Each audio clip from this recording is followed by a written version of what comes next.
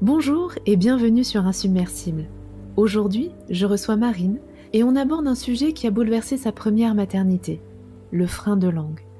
C'est un tout petit détail anatomique, mais aux conséquences parfois lourdes sur l'alimentation et même le développement global du bébé. Marine nous partage son parcours semé d'embûches, ses doutes, ses recherches et les solutions qui ont transformé le quotidien de son fils Ange et le sien.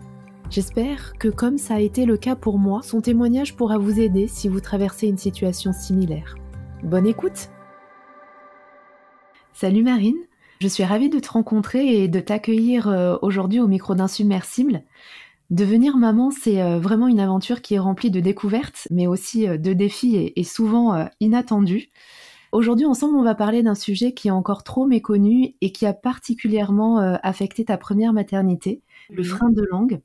Alors, bon, j'ai regardé un petit peu et puis je l'ai vécu récemment moi-même, mais le frein de langue, pour ceux qui connaissent pas encore, c'est vraiment la petite bande de tissu conjonctif fibreux qui relie la face inférieure de la langue à la gencive du plancher buccal.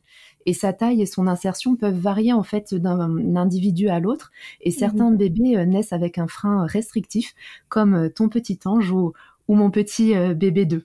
Avant de rentrer dans le vif du sujet, Marine, est-ce que tu pourrais, s'il te plaît, te présenter de la façon dont tu le souhaites? Oui, bonjour. Donc Marine, j'ai 33 ans, je suis mariée avec Jonathan depuis un peu moins d'1 an. On a un petit garçon qui a aujourd'hui 18 mois et je suis enceinte là, donc c'est ma deuxième grossesse et mon terme est prévu pour le mois de mai. Voilà. Super. Est-ce que tu peux du coup nous raconter un petit peu comment tu as découvert que ton fils Ange avait un souci avec son frein de langue? Comment ça s'est passé pour toi? Alors c'est un parcours un peu particulier, ça a commencé à la maternité, en fait suite à l'accouchement, à la maternité j'ai voulu allaiter et on s'est très vite rendu compte que j'étais en échec d'allaitement. Malgré tout, le frein de langue n'a pas été évoqué tout de suite. On a commencé à comprendre qu'il y avait un problème, mais le frein de langue n'a pas été trouvé, en tout cas. Donc on sort de la maternité, on s'aperçoit que même la prise au biberon est compliquée. Et là, on se pose vraiment des questions, on se dit mince, l'allaitement est un échec, la prise de biberon est compliquée, et du coup, je commence à me renseigner un peu autour de moi. Je vois que aller voir un ostéopathe, c'est plutôt pas mal, d'aller voir une conseillère en lactation aussi. Du coup, c'était très compliqué pour nous parce que Ange, en fait, on sentait qu'il y avait quelque chose qui allait pas et qui souffrait quand il prenait son biberon. On est allé voir dans un premier temps un ostéopathe. Et c'est lui qui a commencé à poser le diagnostic du frein de langue. Il a commencé à regarder et il me dit je pense qu'il y a un frein de langue, j'en suis pas sûre, ça serait peut-être bien d'aller voir un ORL. À l'époque, on n'avait pas de pédiatre, on n'avait pas encore trouvé de pédiatre. Et dans la même semaine, j'ai vu une conseillère en lactation et je lui ai expliqué que effectivement on avait vu un ostéo qui l'avait émis la possibilité d'un frein de langue. Elle a regardé, elle me dit je suis pas spécialiste non plus, mais il a peut-être raison. Donc l'ostéopathe m'avait donné les coordonnées d'un ORL, donc là Ange avait déjà 2 semaines. Il m'a donné les coordonnées d'un ORL qu'on est allé voir et qui a validé le diagnostic en disant effectivement votre fils a un frein restrictif qu'il faut couper. Il nous a proposé de faire l'intervention tout de suite, donc c'est une intervention sans anesthésie. En fait, ça consiste à couper la membrane la plus fine donc du frein de langue au ciseau. Il l'a fait sur place, donc assez difficile à vivre parce que bébé avait 2 semaines. Moi, j'ai pas eu le courage de rester. J'ai laissé Jonathan dans le cabinet et parce que je m'y attendais pas, tout ça, ça allait très vite. On savait qu'il y avait un problème, mais en fait, ça s'est très vite fait entre l'ostéopathe et l'ORL. Je crois qu'il nous a reçus 2 jours après. En fait, on a eu en 3 jours ostéopathe, conseillère en lactation et l'ORL qui nous a pris d'urgence. Donc ça a été très vite. On sort du cabinet sans trop d'explications sur les suites à donner. On nous dit qu'il n'y a pas vraiment d'exercice à faire en suivant, que maintenant que c'est fait, ça devrait aller mieux dans les semaines à venir. Donc en gros, on repart tel quel et on se dit ça y est, c'est fait. Mais je m'aperçois très vite qu'il y a quelque chose qui va toujours pas puisque j'étais toujours en échec d'allaitement alors que j'avais suivi donc les conseils de la conseillère en lactation. Au niveau du positionnement, de la prise au sein, j'avais aussi un bout de sein pour essayer de m'aider, mais ça marchait toujours pas. Et surtout, ce qui nous a inquiétés, c'était la prise du biberon. La prise du biberon se passait mal.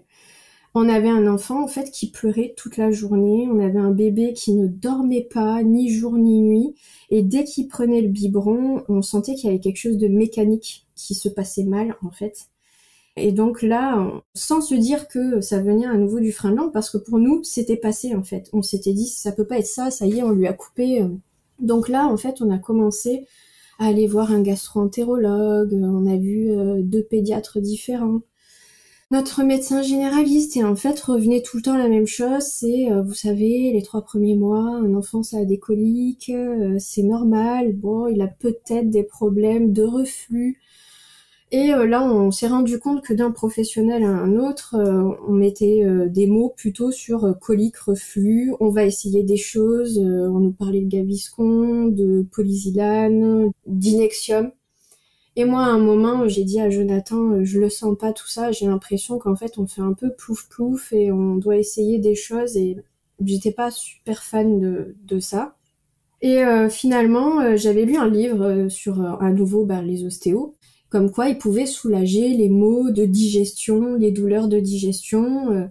Donc, en restant sur le diagnostic colique, je me suis dit, tiens, on va retourner voir l'ostéo. Et cette fois dans son cabinet, parce que la première fois, on l'avait vu, une prise de rendez-vous à la maternité. Là, cette fois, c'était dans son cabinet. Donc là, Ange devait avoir à peu près 2 mois. Donc ça faisait 2 mois qu'on sentait qu'il y avait quelque chose qui allait pas. Et l'ostéo, il nous dit, écoutez, moi je sais pas, mais là, je pense que votre enfant est en hyperextension, qu'il y a autre chose. Dans son cabinet, il y avait une kiné, il y avait une orthophoniste. Il me dit, est-ce que vous m'autorisez à aller voir ma collègue kiné pour qu'elle consulte Ange tout de suite? Donc je lui dis oui, il n'y a pas de problème, la kiné vient. Et là, effectivement, elle me dit, votre fils a vraiment une grosse hyperextension. Donc c'est-à-dire que son visage est tout figé, ses muscles sont vraiment comme un bloc. Et on lui explique, on lui dit voilà, la prise au biberon se passe très mal, on sent qu'il y a quelque chose qui va pas, mais on n'arrive pas vraiment à savoir quoi, on pense que c'est des problèmes de digestion. Et là, elle nous dit écoutez, moi je pense qu'il y a quand même quelque chose de plus. Il a eu une frénectomie, à mon avis, il faut faire une rééducation derrière, parce que la frénectomie a entraîné cette hyperextension. Parce qu'il faut savoir que la frénectomie, c'est là où elle a posé un terme qu'on n'avait jamais entendu. Elle me dit votre fils est rétrognate. Et effectivement, aujourd'hui, alors rétrognate, c'est un peu les enfants qui ont le menton reculé, qui ont la mâchoire reculée.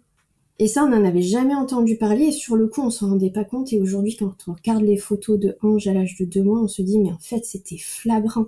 Et effectivement, il avait vraiment la mâchoire en arrière. Et quand on regarde les photos, on voit un bébé vraiment crispé. Mais sur le coup, on est dedans, c'est notre premier enfant, c'est quelque chose que nous, on n'a pas réalisé tout de suite. Mais là, ça a été un vrai soulagement, en fait, quand on a parlé de ça, de l'hyperextension et du fait qu'il soit rétrognate, parce que, enfin, j'avais l'impression qu'on avait posé les bons mots sur la pathologie de Ange. Parce que ça faisait 2 mois qu'on enchaînait les rendez-vous et qu'on nous disait colique, reflux, etc. Et là, en fait, on se disait, pour une fois, ça m'a paru tout à fait logique. Et je me suis dit, ça y est, je pense qu'on a trouvé. Donc, elle m'a dit, vu qu'il a déjà eu sa frénectomie, moi, je vous propose qu'on fasse une rééducation. Mais là, l'hyperextension est quand même assez sévère, vu que je travaillais pas à l'époque, et heureusement. Elle m'a dit, on va se voir à hauteur de 2 fois par semaine. Donc là, c'était en novembre, Ange est né en septembre. Et donc, au mois de novembre et au mois de décembre, on s'est vu effectivement 2 fois par semaine. Elle sentait que ça faisait son effet, cette rééducation, entre guillemets, mais que ça allait lentement. Elle me dit, je pense qu'il faudrait peut-être aller voir un orthophoniste. Et donc, dans ce cabinet, il y avait un orthophoniste. Donc, le temps qu'elle me donne rendez-vous de fil en aiguille, on a rendez-vous en décembre. Et l'orthophoniste, dès le premier rendez-vous, elle émet un doute. Elle me dit, je pense qu'il y a encore le frein de langue. Et là, on se dit, c'est pas possible, mais on lui a déjà fait couper, et qu'est-ce qu'on a loupé, à côté de quoi on est passé, etc. Elle dit, non, mais attendez, on va laisser la rééducation continuer. Là, c'est un premier bilan, on va se revoir au mois de janvier, et on va refaire un point. En fait, ce qui s'est passé, c'est qu'avec les vacances de Noël, les vacances de la kiné et nos vacances, on s'est pratiquement pas vus pendant un mois. Et fin janvier, au retour de chez la kiné, 3 pas en arrière. L'hyperextension était de retour. Et là, la kiné dit, bon, il y a quelque chose qui ne va pas. Normalement, en faisant la rééducation, on est censé aller en s'améliorant. Et on n'est pas censé faire un recul comme ça. Donc, il faudrait refaire un point tous ensemble. Donc là, on a fait un point ostéo, kiné et orthophoniste. C'était l'avantage de ce cabinet, c'est qu'ils bossaient tous ensemble. Donc, c'était super. Et là, l'ortho, elle m'a dit, effectivement, je confirme, le frein de langue est toujours là. On va vous envoyer voir un spécialiste parce que si ça n'a pas marché au ciseau, il va falloir envisager la technique du laser. Et comment Ange réussissait à s'alimenter pendant ces temps-là? Alors, il faut savoir que Ange, on a commencé la diversification qu'à 5 mois. Donc, en fait, pendant 5 mois, ça a été un peu l'enfer pour lui. On a eu un bébé qui s'alimentait mal. Les symptômes, ça a été qu'il buvait ses biberons très vite. En 2-3 minutes, il nous buvait des 180 ml, 200 ml, 210. Ensuite, on remarquait que la succion autour de la tétine ne se faisait pas bien. Donc on entendait ce petit bruit où en fait, au moment de la succion, ça relâchait. On entendait ça. Et surtout, vraiment, c'est ce qui nous a alarmés, nous, dès le départ, pendant les 2 premiers mois, c'est que quand il avalait, on entendait ces bulles d'air. Tu sais, des fois, quand on avale une trop grosse gorgée, et qu'on a cette bulle d'air qui descend, lui, c'était ça à chaque gorgée. Et on avait un enfant qui hurlait, en fait, dès qu'il s'alimentait, et malheureusement, ça a été ça pendant 4 mois.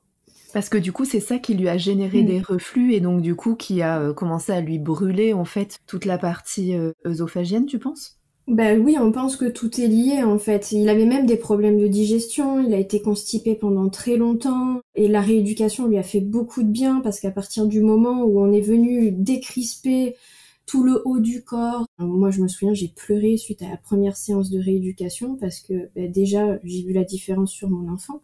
Il s'est mis à dormir la journée, il est allé à la selle dans la même journée, enfin en fait, vraiment, ça a été un soulagement, cette rééducation. Ça l'a soigné, mais ça nous a soigné nous aussi en tant que parents, parce qu'on se rendait compte qu'on était sur la bonne voie. Malheureusement, comme ce frein de langue était encore présent et qu'on n'a pas détecté ça tout de suite, tant qu'il s'alimentait au biberon, il a continué à souffrir. Au mois de janvier, en fait, ils nous ont dit, là, il faut envisager une frénectomie, mais au laser, c'est une autre technique. Le problème, c'est que donc en février, on transmet le compte-rendu à un spécialiste. Le spécialiste étant overbooké, il nous répond 2 semaines après qu'il peut pas nous prendre.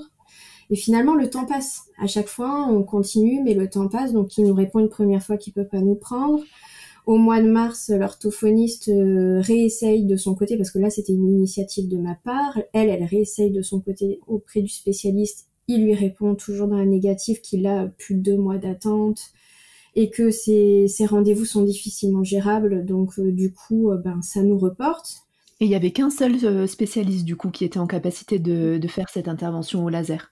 Alors à ce moment-là, en tout cas, les personnes qui nous accompagnaient, donc ce cabinet qui nous accompagnait, n'avaient que lui à nous proposer. Et finalement, ils ont creusé et se sont rendus compte que dans le département d'à côté, il y avait quelqu'un qui faisait cette méthode. Et donc ils nous ont dit, parce que moi je leur ai dit, dites-moi, je suis prête à aller à Paris s'il le faut, mais arrivé un moment, je veux que tout aille mieux. Alors à partir de 5 mois, ça a commencé à rentrer dans l'ordre parce que Ange a commencé à manger des aliments, de la purée.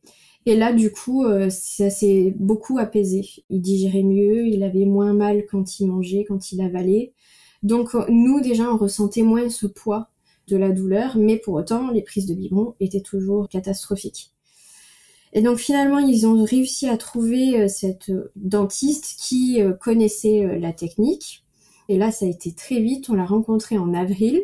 Elle nous a dit effectivement frein de langue restrictif, hyperextension massive. Donc là, déjà, on pose vraiment des mots où on est sûr que c'est ça et ça valide le diagnostic de la kiné et de l'orthophoniste. Et elle nous dit il y a même un frein de lèvres. Effectivement, ça, c'est quelque chose que eux, ils ont l'habitude, nous, on n'a pas l'habitude, mais elle nous a dit, moi, je vous conseille de tout faire parce que ça peut devenir embêtant pour plus tard. Et donc, au mois de mai, nous, on n'était pas disponibles du tout parce qu'on se mariait. au mois de juin, elle nous donne un rendez-vous et elle nous dit allez, au mois de juin on y va. En plus, il commence à être grand, il commence à avoir des dents, ça va devenir de plus en plus compliqué. Et là, elle commence à nous expliquer la rééducation qu'il y a derrière. Et elle nous dit, il faut savoir qu'un frein de langue à cet âge-là, derrière, il y a 6 semaines de rééducation et l'enfant comprend. Plus il est vieux, plus il comprend ce qu'on va lui faire. Il n'y a pas d'anesthésie générale, ni même locale dans le sens où c'est pas une piqûre, mais c'est un réanesthésiant en fait. Donc voilà, en gros, elle nous fait comprendre au mois d'avril, plus vite vous le faites, mieux c'est. Nous, on savait qu'au mois de mai, on n'était pas dispo. Elle nous a dit, au mois de juin, on cale et on y va, quoi. Donc au mois de juin, on a vu cette spécialiste qui a pu lui faire l'intervention, donc la phrénectomie au laser de la lèvre et aussi de la langue. Et à partir de là, donc Ange avait 9 mois à peu près, ouais. Et à partir de là, elle nous dit, maintenant il faut faire 6 semaines de rééducation à hauteur, donc des exercices à hauteur de 4 à 6 fois par jour. Il va falloir expliquer à la nounou comment les faire, parce que la nounou, elle va avoir son rôle. Et pour ça, on a eu beaucoup de chance parce qu'elle était très investie. Et en fait, les exercices, ça consiste à mettre des gants, aller chercher le dessous de la langue du bébé et venir lui soulever la langue et venir la coller au palais, parce que ça, il faut savoir que c'est quelque chose que l'enfant ne sait pas faire avec un frein restrictif, il ne sait pas coller sa langue au palais. Et en fait, ce petit triangle qui a été formé par la brûlure au laser, on va venir l'étirer et on va faire en sorte que ce frein soit de plus en plus élastique. Donc le but, c'est qu'à la fois, ça ne se referme pas et que le frein s'étire. Voilà, donc il faut faire ça, c'est très important, 4 fois par jour pendant 6 semaines, parce que le risque, si on le fait pas, c'est que déjà ça se referme, et qu'en plus ça se referme et que ça crée une masse fibreuse et que ça soit encore pire qu'avant. Et que ça engendre en fait des mauvaises positions finalement pour contrebalancer ces adhérences qui se seraient créées. Exactement. Donc du coup, c'était vraiment très important. Donc la finalité, c'est que là, on arrive, je crois qu'on est à peu près début août ou mi-août, et là, on se rend compte du parcours qu'on a fait. Donc on se dit, mais Ange va avoir 1 an au mois de septembre. Et en fait, on se rend compte tout simplement que ça aura pris 1 an à gérer ce frein de langue, qu'il aura eu 2 phrénectomies, une au ciseau à même pas 2 semaines et une phrénectomie à 9 mois. Pourquoi ? Parce qu'on a mis du temps à trouver un bon accompagnement, parce que on a eu un super accompagnement, mais effectivement, partant sur le fait qu'il avait eu une première phrénectomie, une simple rééducation suffisait, et finalement on s'est rendu compte qui faisait marche arrière quand on arrêtait. Donc là, on a posé le nouveau diagnostic que la phrénectomie était encore présente. Voilà, et là, aujourd'hui, tout va mieux. À la suite de cette rééducation de 6 semaines après la phrénectomie au laser, l'orthophoniste a confirmé que tout était OK. Et ça a été un vrai soulagement. Et puis, on l'a vu, aujourd'hui, les prises de biberon se passent beaucoup mieux. À partir du moment où on a fait la phrénectomie au laser, Ange a commencé à accepter de se mettre sur le ventre, parce qu'il refusait de se mettre sur le ventre jusqu'à maintenant. Donc il avait 10 mois, il a commencé à se mettre par lui-même sur le ventre. Il a commencé à faire effectivement du 4 pattes, là où avant il était très bloqué, on sentait qu'il y avait un vrai blocage du haut du corps. On a commencé à souffler vraiment quand cette opération au laser a été faite, quoi. Voilà. C'est waouh, hein. Je me demande comment est-ce que vous avez fait, alors tu vas me répondre par la force des choses, on tient, mais tenir aussi longtemps en fait quand on voit son enfant qui souffre, son enfant qui s'alimente pas bien, c'est terriblement difficile en tant que parent. C'était Ouais. votre premier enfant, donc chapeau. Merci. Est-ce que votre entourage a joué un rôle aussi dans cette épreuve pour vous aider à tenir le coup? Ce qui nous a beaucoup aidé, il faut savoir que j'ai eu une dépression postpartum. Donc quand on a posé le diagnostic de la phrénectomie au bout de 2-3 mois, alors qu'on enchaînait les diagnostics, moi ça a été un vrai soulagement. Mais ce qui m'a fait tenir pendant ces 2-3 mois, c'est que Jonathan, mon mari, il croyait. Je lui disais il y avait un problème, même si les médecins nous parlaient de reflux, de coliques, etc. Lui, il me disait, mais oui, il me dit, je crois en toi, je crois en ton ressenti. Et donc déjà, je me suis sentie très épaulée par mon conjoint, parce que parfois on pourrait se dire, bon, est-ce que il n'y a pas d'exagération ou autre. Et là, non, vraiment, il a eu foi en mon ressenti. Et il m'a épaulée dans chaque étape où on a pris les rendez-vous. Donc ça, déjà, c'est hyper important, avoir un conjoint qui a confiance et qui nous suit. Et puis mes parents aussi. Quand je leur ai dit, il y a un problème avec Ange, c'est pas des coliques. Alors, il avait des coliques, attention, hein, il en avait. Mais je savais qu'il y avait quelque chose d'autre. Et mes parents m'ont soutenue là-dedans parce que je leur ai expliqué pourquoi je ressentais ça. Et eux, même quand eux, ils donnaient le biberon à Ange, etc., ils constataient aussi que c'était pas normal. Ils ont déjà eu des enfants et puis ils m'ont fait confiance aussi. Donc oui, j'ai été très épaulée par mon entourage parce qu'ils ont eu confiance en mon ressenti. Et ça, c'est très, très important. Et puis vraiment, le cabinet qui nous a accompagnés... ça a été un soulagement parce que pendant 2-3 mois, on a enchaîné les rendez-vous. Et là, de voir qu'enfin, il y avait quelqu'un qui mettait des mots sur cette pathologie et qui en plus nous a pas laissé tomber, quoi. Ils nous ont dit, non mais là, 2 fois par semaine, on se voit, on fait une rééducation, on fait un point mensuel avec l'orthophoniste. Enfin, vraiment, ils nous ont pas lâchés. Et à partir du moment où on a su qu'on devait refaire une frénectomie au laser, ils ont été avec nous, derrière nous. La kiné, Ange, après l'opération de la frénectomie, il l'a vu 3 fois dans la même semaine. Et pareil la semaine suivante. Donc vraiment, ça fait beaucoup de bien de voir qu'on est aussi accompagné par des professionnels qui nous font confiance, qui écoutent notre ressenti. Bah ça, c'est hyper important. Ouais, qui considèrent vraiment les parents comme de vrais partenaires de soins. Et ça, Ouais. c'est super important parce que quand tu disais, donc il y a les exercices effectivement que Ange avait à faire chez la kiné, mais tu devais les faire aussi chez toi 4 à 6 fois par jour. C'est pas une mince affaire non plus. Comment est-ce que tu as vécu ces premiers temps-là? Ça a été très difficile. Bah, la rééducation, il faut savoir que du coup, je l'ai vécu en 2 temps. Il y a eu la première phase de la rééducation où il venait de faire sa frénectomie au ciseau. Et ça a été très brutal quand j'avais donc 2-3 mois. Dans le sens, ça a été brutal où effectivement, pour enlever une hyperextension, les premières séances sont pas douces. Et là, ça a été vraiment pour moi le premier choc où je me disais, mais mon enfant, on est en train de le manipuler, mais au fond, c'était bon pour lui, hein, et j'en ai eu la preuve. La première séance m'a beaucoup secouée, et finalement, avec le recul, je dis, mais merci à la kiné d'avoir fait ce qu'elle a fait. Mais par contre, je me dis, il faut être très disponible. C'est-à-dire que moi, je ne travaillais pas à l'époque, j'avais quand même 2 rendez-vous par semaine. Je me dis, mais je me mets à la place des parents qui tous les 2 reprennent le travail et qui doivent faire la même chose que ce que nous, on a fait. Bah, chapeau à eux, hein, quand même, parce que 2 rendez-vous de kiné par semaine, plus l'orthophoniste une fois par mois, l'ostéo aussi une fois par mois. Il faut se dégager du temps. Après, émotionnellement parlant, ça a été très fort parce que bah, sur le coup, on trouvait que c'était brut, mais c'était nécessaire. Et au final, on a vu l'amélioration. Une fois, je me souviens, je suis sortie, je crois que ça faisait à peu près 3 semaines, un mois qu'on faisait la rééducation. Je suis sortie en pleurant parce que mon fils s'était endormi dans les bras de la kiné. Alors qu'à la maison, il ne dormait pas. Je me suis effondrée parce que moi-même, j'étais fatiguée déjà. Émotionnellement parlant, je voyais que mon enfant était apaisé, que plus on faisait les séances de rééducation, plus il était apaisé. Et ouais, émotionnellement, ça a été assez fort. Et puis après, il y a eu la deuxième phase de rééducation, après la frénectomie au laser, où là, c'était dur parce qu'il était grand, il avait quand même 10 mois, 9-10 mois. Dès qu'on mettait les gants, il comprenait ce qu'on allait lui faire. Puis il a de la force, il se débattait quand même, mine de rien. Derrière, il fallait faire aussi confiance à la nounou pour s'assurer qu'elle allait faire les bons gestes, et pour ça, elle a été super, vraiment.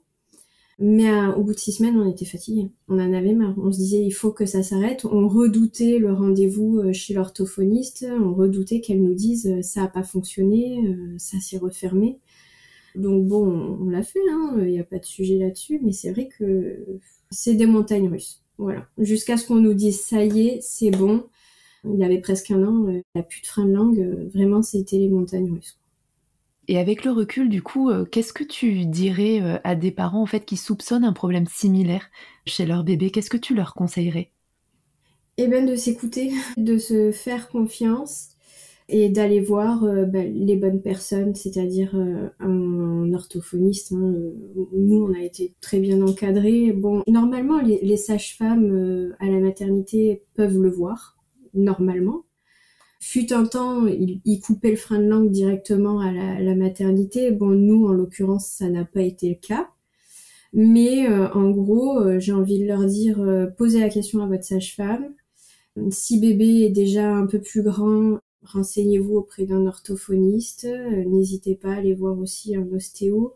Enfin, demandez les avis quand il y a un doute. Voilà. Même si on vous donne d'autres diagnostics, si vous avez un doute, qu'il soit bon ou pas, peut-être des fois on peut se tromper, hein. Mais au moins, vous avez fait le nécessaire et c'est le plus important. C'est pas évident, hein, parce que dans ces périodes de grande vulnérabilité en post-accouchement, on n'a pas forcément l'énergie en fait pour aller creuser. On se dit en fait que quand on voit des spécialistes, c'est eux en fait qui devraient quand même poser le diagnostic. Mais effectivement, je te rejoins complètement pour l'avoir vécu récemment aussi. Si à un moment donné on a un doute en tant que parent, qu'il soit avéré ou pas, au final en fait il faut pas lâcher. Il faut continuer à creuser pour trouver les solutions qui vont fonctionner. Déjà le bon diagnostic avant les solutions qui vont fonctionner. Puis il faut pas oublier que on soigne son enfant, c'est la priorité, mais je pense qu'en tant que maman, on se soigne en même temps. Moi vraiment, ça a joué un rôle primordial dans ma dépression postpartum. Bon, j'avais des soucis physiques, des séquelles suite à l'accouchement, mais en gros, je me suis vraiment rendu compte qu'à partir du moment où on a posé des mots sur la pathologie de Ange, et à partir du moment où on a commencé cette rééducation et j'ai vu une amélioration, ça m'a soignée aussi en même temps. Je pense que c'est très important, voilà, c'est un tout, bébé va mal, les parents vont mal aussi, il faut s'écouter, il faut se faire confiance. Alors c'est fatigant parce qu'on se dit mais pourquoi on doit aller autant chercher ? Pourquoi c'est à nous d'aller enchaîner les rendez-vous, enchaîner les spécialistes ? Pourquoi c'est à nous de dire mais non, j'insiste, il y a quelque chose qui ne va pas. Je sais ce que c'est des coliques, j'ai bien compris, mais il y a autre chose. C'est ce qui m'a vraiment peinée, c'est de me dire, mais en fait, je pense qu'il y a des parents qui, du coup, passent à côté de certaines choses parce que en faisant 1 ou 2 rendez-vous, on leur dit les choses habituelles et donc ils font confiance et ils laissent comme ça. Et plus tard, on se rend compte que la pathologie a pris de l'importance. Non, je pense qu'il faut vraiment creuser et pas laisser tomber quand on a un doute. Merci beaucoup Marine, on arrive quasiment à la fin de notre échange. J'aurais encore des tas de questions à te poser. Si je devais terminer avec une seule, ce serait quel message vraiment en particulier tu aimerais avoir transmis à celles et ceux qui nous écoutent aujourd'hui ?